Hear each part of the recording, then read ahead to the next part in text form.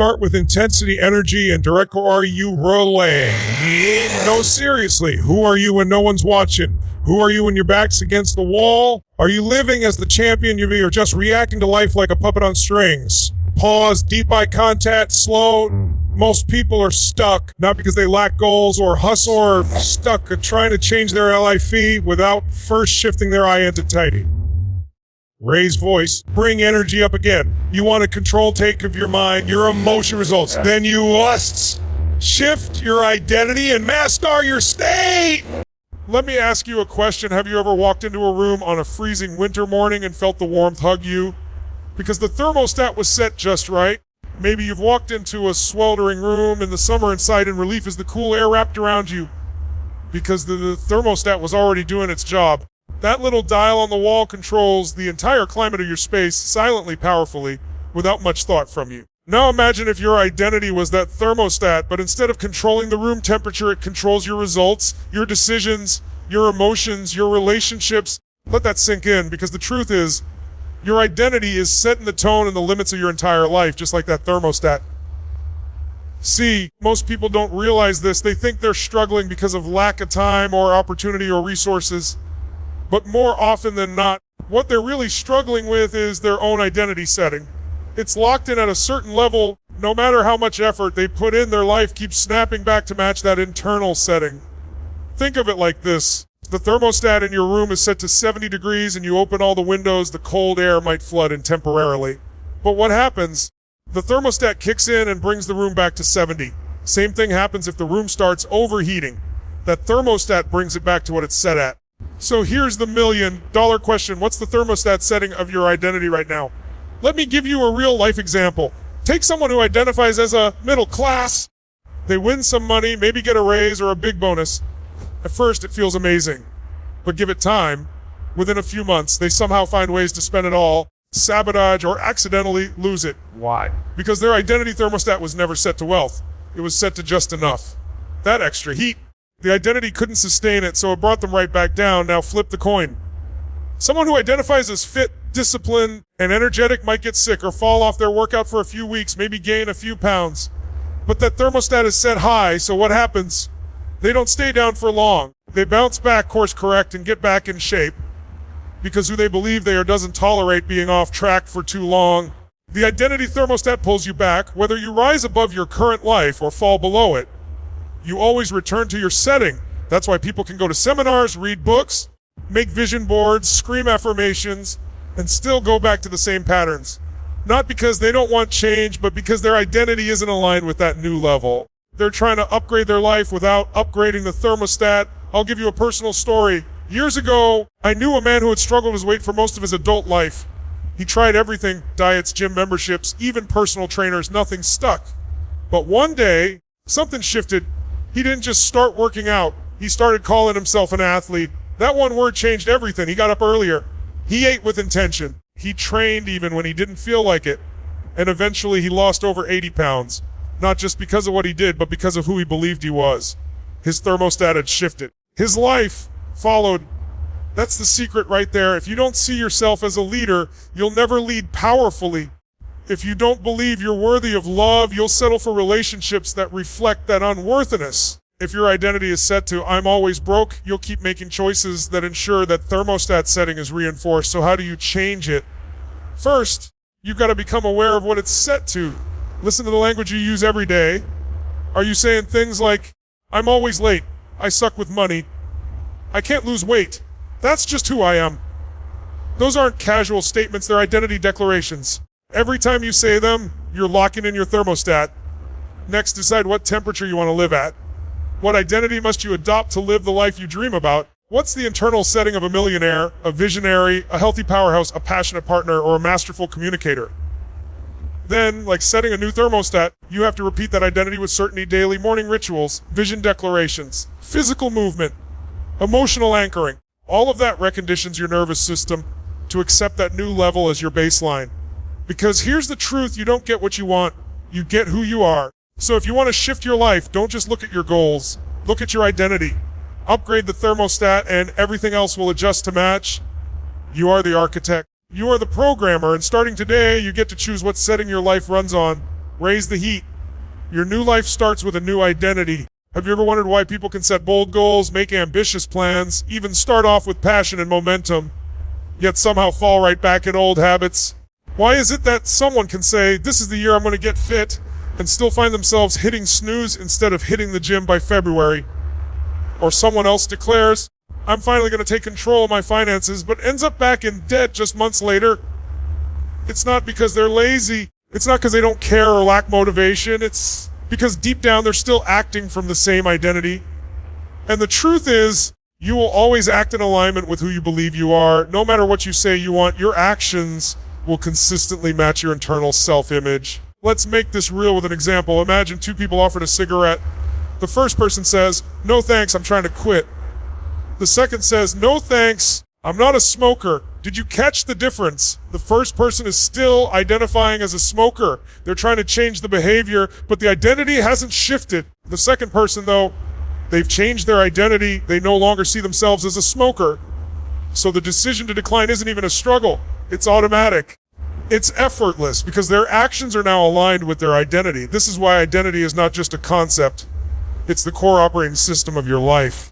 Think about a thermostat again, or even better, think about your phone. You can install a dozen apps, change your wallpaper, or add new contacts. If the operating system is outdated or corrupted, nothing runs smoothly. Identity is your internal operating system. It determines what gets installed. What runs gets deleted. Here's another everyday example. Have you ever had a conversation with someone who says things like, I'm just not a morning person, or I've never been good with technology, or I'm just bad at relationships? These aren't just opinions. These are identity statements. And guess what happens? They behave accordingly. They don't wake up early. They avoid learning new tech. They sabotage relationships because on a subconscious level, they're committed to proving their identity true. It's not just about self-image. It's about self-consistency. Psychologists call this the need for identity congruence. We hate internal conflict. So even if we want to be rich, fit, confident, or successful, sabotage ourselves if those outcomes conflict with our current identity. Why? Because it feels emotionally and mentally uncomfortable to act out a character, even if the new character is better for us. Let me tell you a story about a young woman I coach. She had struggled with her weight for years. She tried every diet, every workout routine, but every time she made progress, she'd slowly slip back. When we dug deeper, uncovered the real issue, her identity, she saw herself as the big girl, the one who always struggled. That label had been stamped on her since childhood, and she owned it. Even wore it like armor. Until we broke that identity, nothing else would stick. So we worked on changing that inner narrative. She started saying, I am strong. I fuel my body with love and energy. At first it felt like a lie. But over time, through repeated action, emotional reinforcement, and daily rituals, she began to believe it. And once she believed it, everything changed. She didn't just lose the weight, she became a different person. Her choices, her discipline, even her energy, it all shifted to match her new self-image. That's the power of identity. You don't rise to the level of your goals. You fall to the level of your identity. You can have a goal to make $1 million, but if you see yourself as someone who always struggles with money, your subconscious mind will pull you back in alignment. You'll overspend, undercharge, procrastinate, whatever it takes to stay consistent with the story you've told yourself. On the flip side, when your identity expands, when you say, I'm the kind of person who figures things out, I'm a leader, or I'm unstoppable, you begin to act in ways that support that belief. Challenges no longer stop you, they become part of the journey. Opportunities are no longer intimidating, they're expected. Why? Because you're acting in alignment with a higher, more powerful version of you. That's why the first step to transformation is not changing what you do, it's changing who you believe you are. And it doesn't require perfection, it requires intention. You don't have to wait for evidence to show up before adopting a new identity. You create the identity first, and then take actions that align with it. Over time, those actions reinforce the belief, and the belief becomes your new default. Start small. Begin by noticing the identity statements you make daily. Replace, I'm always late, with, I'm someone who respects my time and others' time. Replace, I'm just not confident, with, I'm growing into a confident communicator. It might feel awkward at first, but that's okay. It's like breaking in new shoes. They might pinch a little, but eventually they fit like they were made for you, because they were. So remember this, your behavior is a reflection of your identity. Want to change your life? Don't just change your actions, upgrade your identity. When you believe in the person you're becoming, your actions will rise to meet that standard, not someday, but today. Imagine waking up on a Monday morning, your alarm goes off at 6 a.m., but you're exhausted. You didn't sleep well, you're already dreading the meetings ahead. Man, the moment you swing your feet onto the floor, you let out a sigh, you shuffle to the mirror, stare at your reflection and think, not today, I'm just not feeling it. Sound familiar? Now let me ask you, when you're in that kind of state, how do you think your day will unfold? Will you take bold action? Will you speak with energy and certainty? Will you show up for your dreams, your goals, your health, your relationships? Of course not, because your state is the fuel, and when your fuel is low, your power is limited. You see, everything we do is shaped by the emotional and physiological state we're in at any given moment. State is that invisible force that drives your behavior, your thinking, and your momentum. It's the energy you walk with, the tone in your voice, the way you breathe, the way you carry yourself. And here's the kicker. You can have the best strategy in the world, but if your state is off, none of it matters. Let's say you've got a meeting with a potential investor or a job interview that could change your life. If you walk in slouch, breathing shallow, filled with self-doubt, and mentally repeating, I hope they like me, you're already behind, not because of your ability, but because your state is weak. That energy bleeds into your words, your eye contact. People feel it. Now flip the script. What if you stood up straight, shoulders back, deep breaths in your belly, heart racing with focus, and said to yourself, I bring value, I lead with certainty, I've got this. That's a totally different person walking into the room. That's someone who commands attention. That's someone who owns their outcome. And nothing about your talent or intelligence changed in those two versions of you. Only your state did. That's how powerful it is. Let's ground this with a real life example. Think about athletes, especially the ones at the top of their game. Serena Williams doesn't just pick up a racket and hope for the best. She enters a state, you can see it in her walk, her face, her breath. It's locked in, it's focused. That power state is what fuels her performance. Or consider someone like a top motivational speaker or leader, someone like Tony Robbins himself. He doesn't step on stage half asleep. He doesn't whisper affirmations and hope people feel inspired. He amps up his physiology, breathes deeply, shouts with power, claps, jumps, moves, focuses, channels a state of certainty, energy, and presence. Before he even speaks a word, that state creates the impact, and it's not just for celebrities, it's for you. Every single day, you are operating in one of two modes, default state or intentional state. Default state is what most people live in. It's the tired, reactive, coffee-fueled, anxious, just get through the day energy. It's checking your phone before you even open your eyes, letting social media set your mood, letting traffic or a comment ruin your focus. In this state, you survive, but you don't thrive. Intentional state, though, is a whole other game. That's when you decide, I'm going to show up today with power. I'm going to breathe deeply. I'm going to move my body. I'm going to speak with strength. I'm going to Odo in this moment. That choice, that change in your physical and emotional energy, it's the difference between drifting through life and driving your destiny. Here's something simple yet powerful. Try standing tall, in your chest, taking 5 deep breaths, smiling wide, even if you don't feel like it, and repeating out loud, I've got energy, I've got power, I'm alive. Do it right now. I guarantee your state will shift, even just a little. That's the doorway. Because state isn't random. It's not something you hope shows up. It's something you create. Have you ever had a moment where you didn't feel like doing something? Going to the gym, making that call, writing that email, but then you got moving. You shifted your body, your breath, your energy, and suddenly you were in the zone. That's not a coincidence. That's physiology meeting focus. That's state. And here's the best part you have total control over: the way you move, the way you breathe, the questions you ask yourself, the language you use, all of it shapes your state. Say, why does this always happen to me?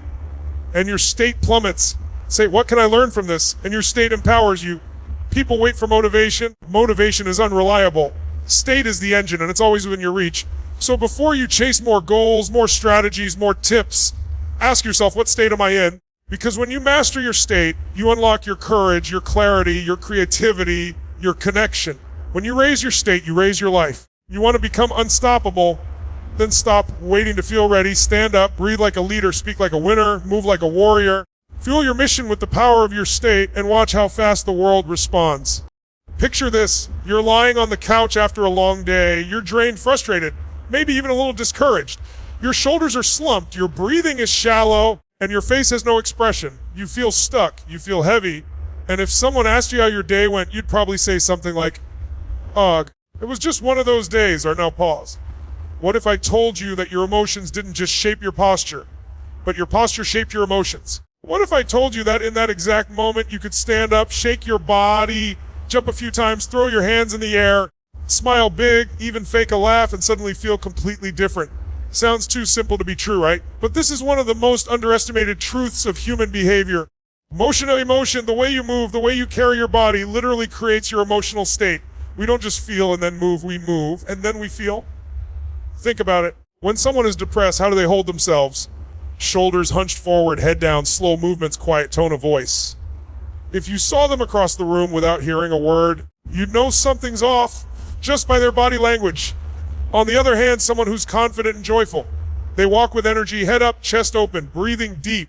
Their emotion tells the world and themselves what emotion they're living in. And here's the secret: you can reverse engineer your emotions by changing your motion.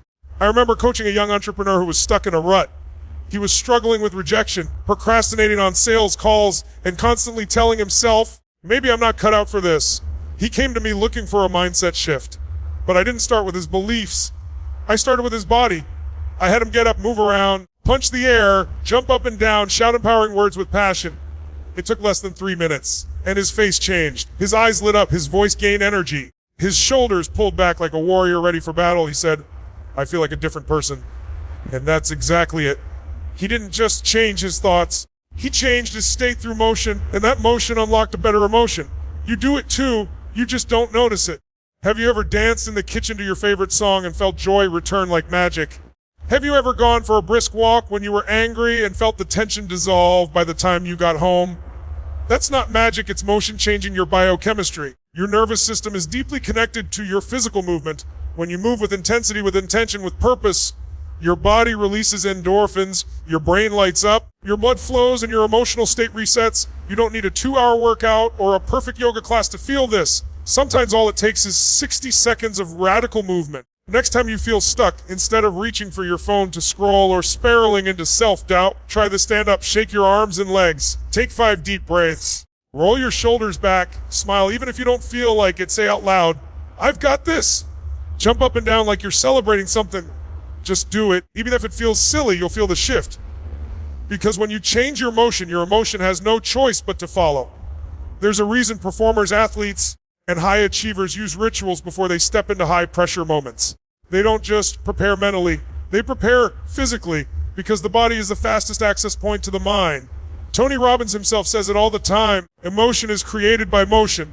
He doesn't start an event by standing still and whispering affirmations. He gets people to move, jump, shout, clap, because that physical engagement unlocks their full power, their presence, their peak state. Even science backs this up. Studies show that simply changing your posture can improve confidence and lower cortisol. Amy Cuddy's famous research on power poses showed that standing like a superhero for 2 minutes actually changes your hormones and improves your mood. Your body talks to your brain and your brain listens. So why live on emotional autopilot when you have the remote control in your own body? When you feel stuck, move. When you feel tired, stretch. When you feel afraid, breathe and walk forward anyway. When you feel small, stand tall. Because you can't shrink your body and expect to feel powerful. You can't slouch through life and expect to feel alive. Even a smile can change your whole internal chemistry. Try smiling right now. Not a polite smile, a real cheesy face grin. You'll feel ridiculous at first, but hold it. Within seconds, your brain says, oh, we must be happy.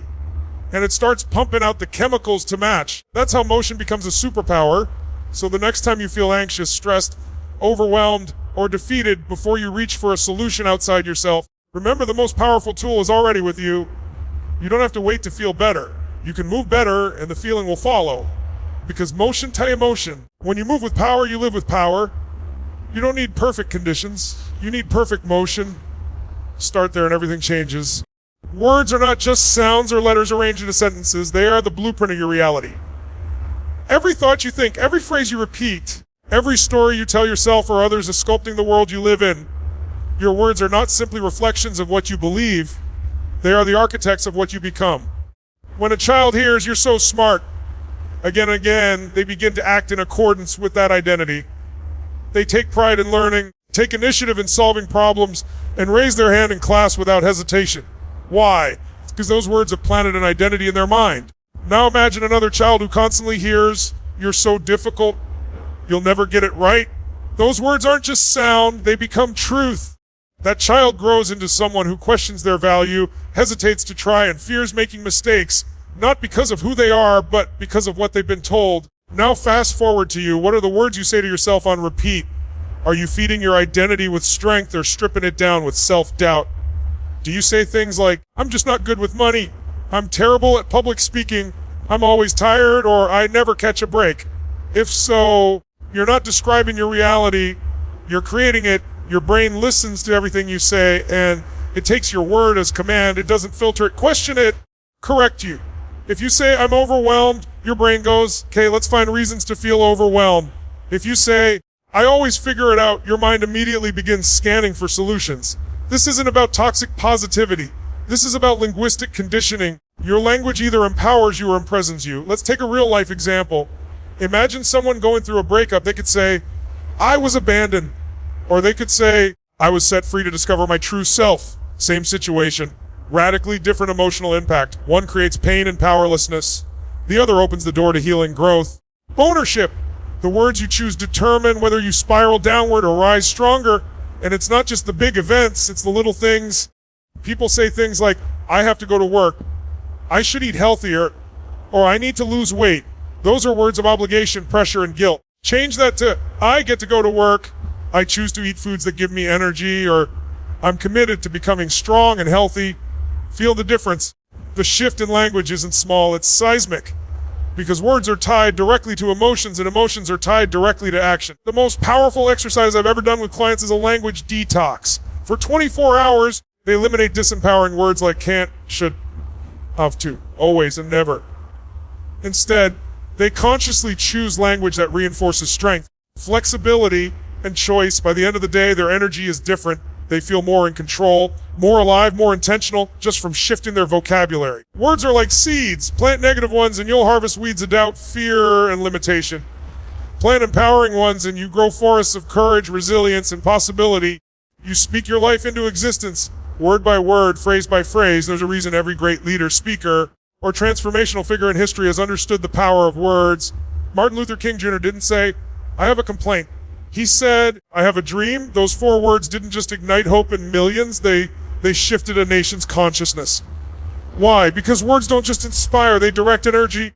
They create movement, identity, and community. They can shape worlds. You can start doing the same right now. The next time you catch yourself saying something negative or limiting, pause, ask, is this language serving who I want to become? Then reframe it, not fake it, reframe it. If you were about to say, I'm not confident enough to speak up, try, I'm learning to find my voice. If you catch yourself saying, I'm always so busy, try, I choose where to put my time and I'm prioritizing what matters. These small shifts add up. Over days, they become your new inner soundtrack. Over weeks, they rewire your emotional patterns. And over months, they reshape your identity and your results. Don't underestimate this. It might seem like a subtle adjustment. The words you speak to yourself every day are forming the foundation of your future. You can't build a palace with broken bricks, and you can't build a powerful life with powerless language. Start paying attention. Speak with intention. Declare who you are, not who you were. Use words that light you up, put you forward, and reflect the version of you that's rising, not shrinking.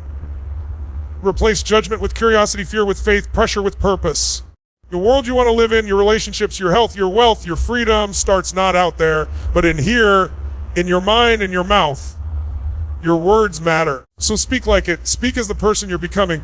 Speak as a creator, not a victim. Because when you change your words, you change your world. Let's get real. How many times have you tried to think your way out of a funk? You tell yourself, be positive, focus on the good. Don't be anxious. And yet, no matter how hard you try to mentally push the negativity away, it clings to you like glue. The harder you think, the heavier it feels. That's because you're approaching it backwards. You're trying to change your psychology with more thinking, when in truth, the fastest way to shift your psychology is to start with your physiology. Your body is not just some passive machine that follows your thoughts. It's the command center. It holds the key to your energy, your emotions, your clarity, and your power.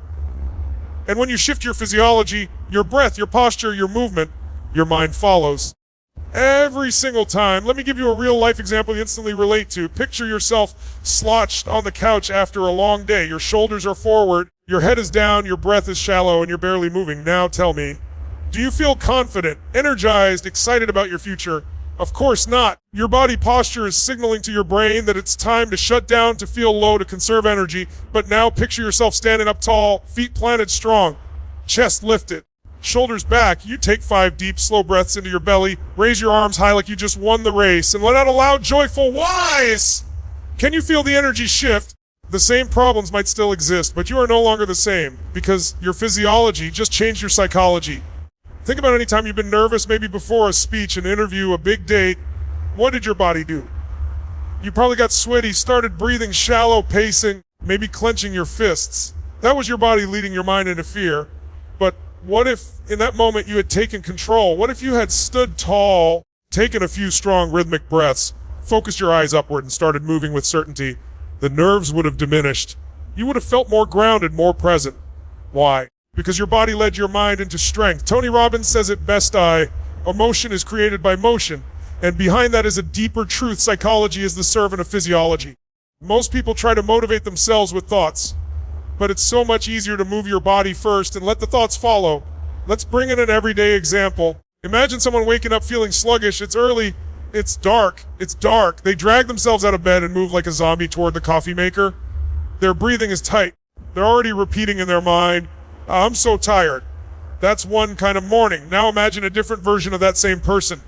They get out of bed, stretch big, bounce on their feet for 30 seconds, breathe deeply, maybe splash cold water on their face and say out loud, let's go, I'm alive, I've got energy, the same amount of sleep, the same day ahead. But the second version is creating momentum through motion.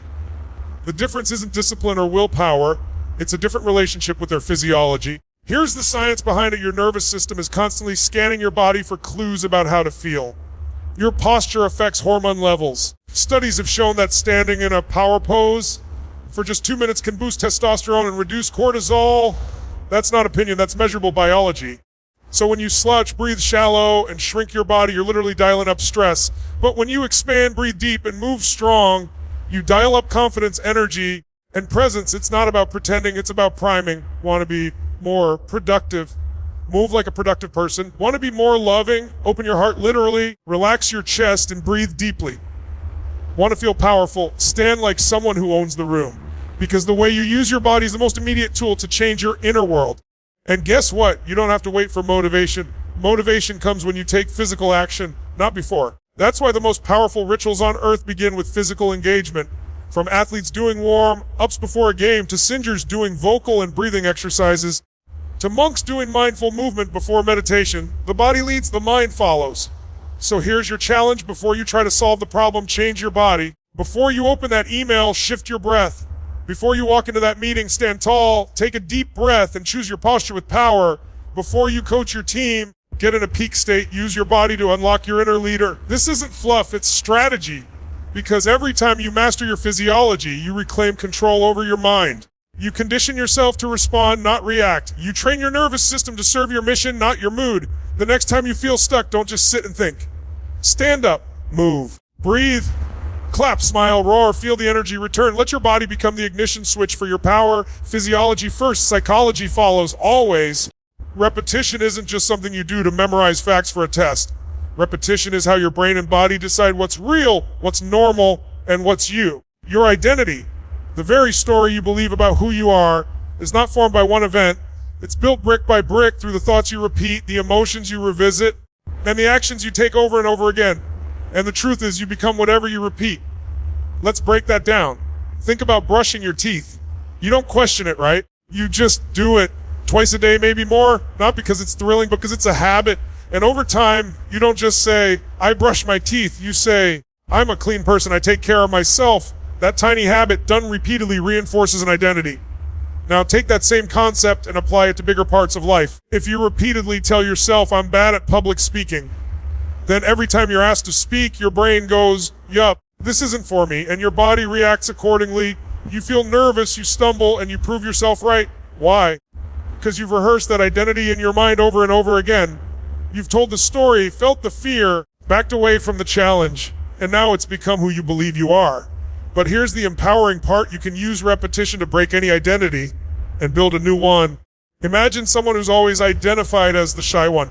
They've said it for years, their friends expect it, their body language reflects it. But then one day they decide, I'm done with that story. And they start small. They speak up in one meeting. They introduce themselves confidently at one event. They stand a little taller. They change their self-talk from "I'm shy" to "I'm learning to lead." They don't feel fully different yet, but they repeat the behavior day after day, week after week. And something magical happens. What once felt awkward becomes natural. What once felt forced becomes fluent. The identity shifts not because they said it once, but because they rehearsed it through words, actions, and energy again and again. This is the same reason elite performers have rituals. Before a game, before stepping on stage, before walking into a high-stakes meeting, they rehearse their power. They don't leave it to chance. They get into a certain state, repeat certain mantras, use certain physical cues. They're conditioning themselves. They're repeating who they want to be until that identity becomes automatic, because repetition isn't just a mental trick. It's how your nervous system learns. Let's use a simple physical example. Think about learning to drive a car. The first time you sat behind the wheel, it felt overwhelming. Hands at 10 and 2, checking the mirrors, watching the speed, remembering the signals, managing the pedals, so much going on. But after weeks of repetition, what happened? It became effortless. Now you drive while thinking about your grocery list, having a conversation, or listening to music. The task didn't get easier. You just repeated it until it became part of your identity. I'm a driver. Your brain is the same in every area. Repetition is the language it speaks. You want to be confident. Practice being confident even when it feels fake. You want to be disciplined. Rehearse discipline daily, especially when it's inconvenient. You want to be happy. Train your focus toward gratitude and joy every single day, not once. Not when it's easy, but again and again, until it feels like home. Because here's a hard truth: life is always conditioning you.